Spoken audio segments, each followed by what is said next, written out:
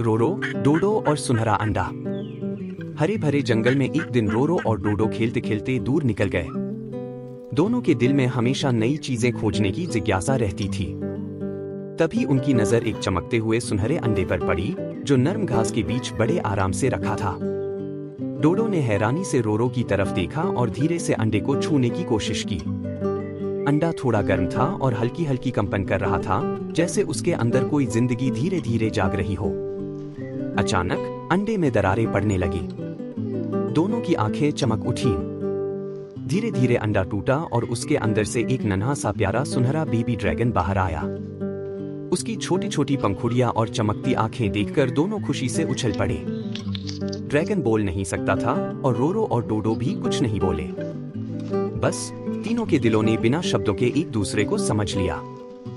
रोरो ने नम हरी पत्तियों से उसे ढक दिया, डोडो ने अपने नन्हे हाथों से उसे सहलाया और फिर वे तीनों पूरे जंगल में भागने लगे, कभी फूलों के बीच, कभी पेड़ों के नीचे।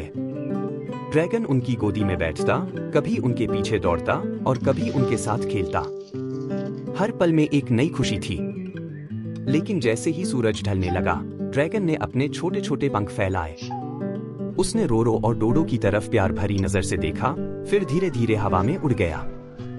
उसकी उड़ान के पीछे एक हल्की सुनहरी चमक रह गई, एक याद जो हमेशा उनके दिलों में रहेगी। रोरो और डोडो ने कुछ नहीं कहा, बस मुस्कुराते हुए आसमान की तरफ देखा। उस दिन उन्होंने सच्ची दोस्ती और अपनापन का जादू महसूस किया। कभी कभी शब्दों की जरूरत नहीं होती, बस दिल से समझने की होती है। अगर आपको इस कहानी का विस्तार या चित्रों के लिए सीन डिटेल्स चाहिए हो तो मुझे बताइए।